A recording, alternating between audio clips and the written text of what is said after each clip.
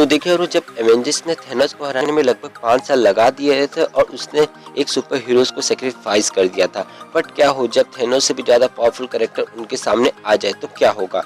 तो आज की इस वीडियो के अंदर हम कंपैरिजन करेंगे हेला का, कंपैरिजन करेंगे एवेंजर्स के साथ, जहां एवेंजर्स की टीम में रहेगा Hulk, doctor strange, Wanda, Thor, captain America और कैप्टन मार्वल। तो इनका कंपैरिजन करा के देखेंगे हम हेला के साथ इस फाइट का विनर कौन होगा।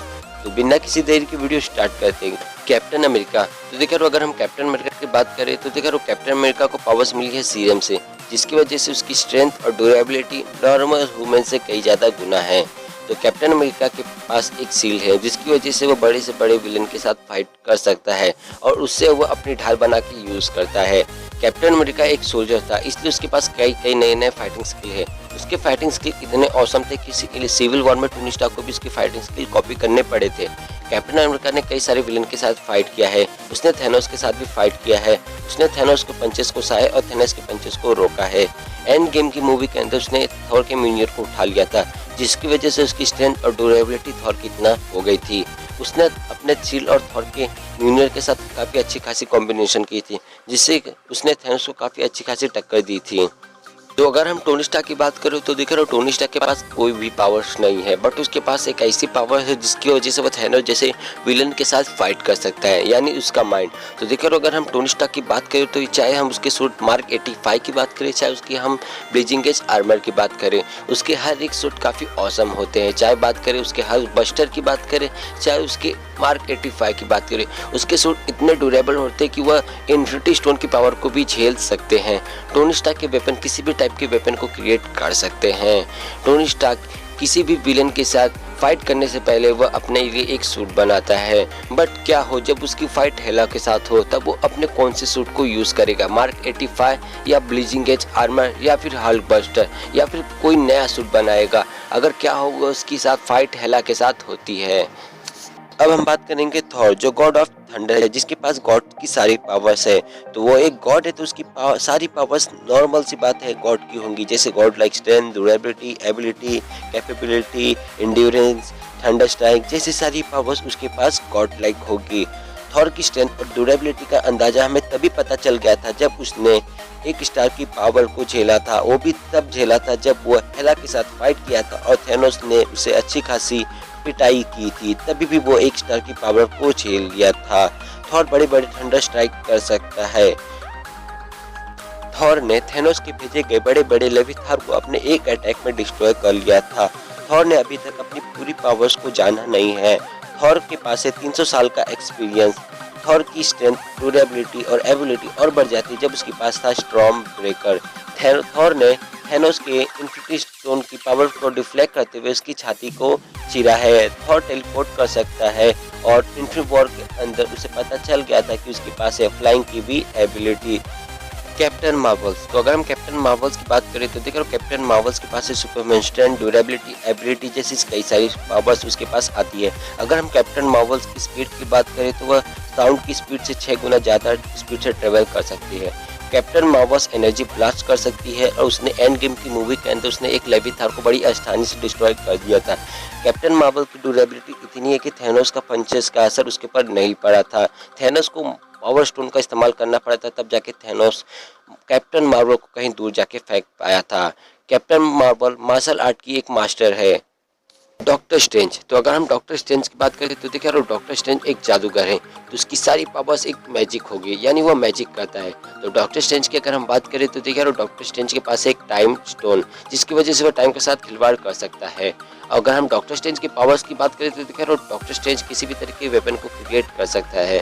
वो अपने मल्टी फॉर्म भी क्रिएट कर सकता है, अपने लिए वो पोर्टल भी बना सकता है और किसी को वो यहाँ से वहाँ टेलीपोर्ट भी कर सकता है।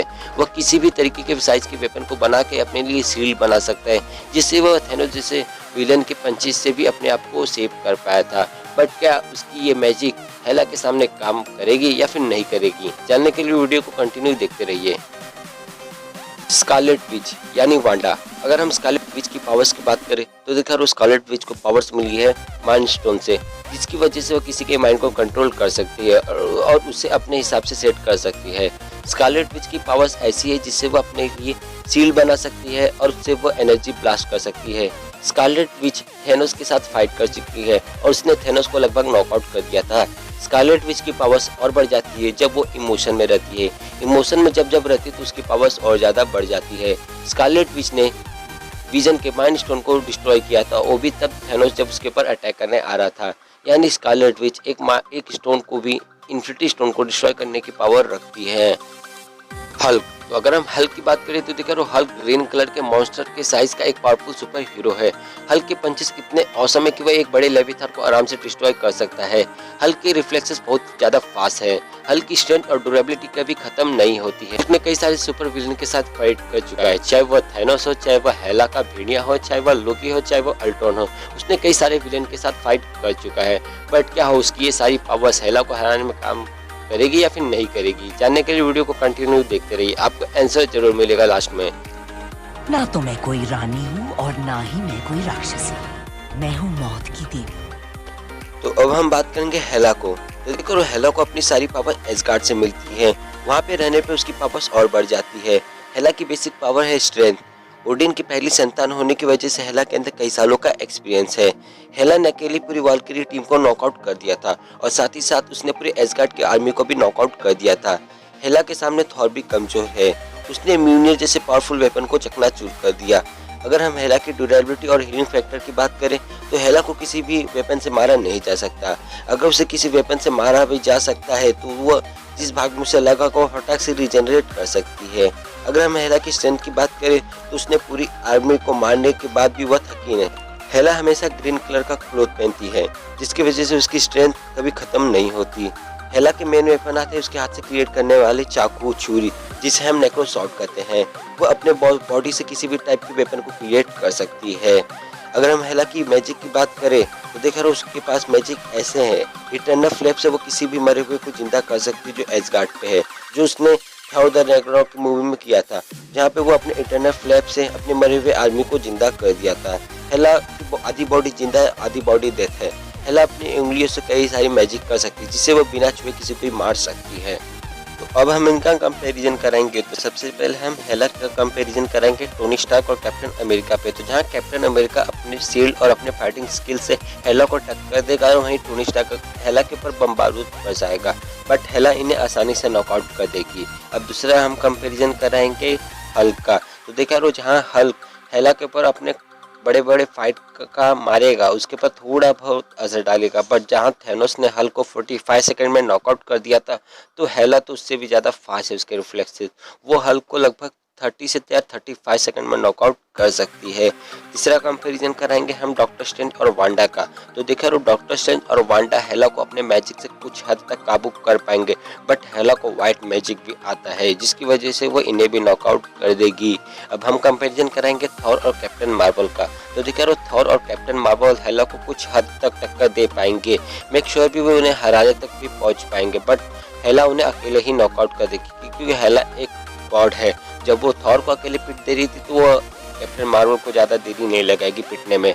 तो अब हम इनका कंपैरिजन कराएंगे टीम वर्क के साथ। तो देखिए रो टीम वर्क के साथ इनका कंपैरिजन कराएंगे एसगार्ड पे। तो मेक श्योर भी वहाँ पे हेला ही जीतेगी क्योंकि हेला एसगार्ड की गॉड है, तो वहाँ से उसको सारी पावर्स मिलती है जिसकी वजह से वहाँ पे एवेंजर्स को हराना उसे लगभग नामुमकिन है। अब उनका हम कंपैरिजन कराएंगे अर्थ पे। अगर हेला अर्थ पे रहेगी तो देखिए वहाँ पे एवेंजर्स जीत जाएंगे, बट एवेंजर्स को कड़ी मेहनत करनी पड़ेगी क्योंकि जब वो थैनोस को नहीं हरा पा रहे तो हेला उससे भी ज़्यादा पावरफुल है। अगर वो मेहनत करेंगे, प्लानिंग करेंगे तो मेक श्योर कि वहाँ पे एवेंजर्स जीत जाएंगे। अगर आपको वीडियो अच्छी लगती है तो चैनल को लाइक कर दो और सब्सक्राइब कर दो और बेल आइकन को दबाना मत भूलना। मिलते हैं अगले वीडियो में। अगर आपको उसका पार्ट 2 चाहिए तो कमेंट में लिख के जरूर बता देना।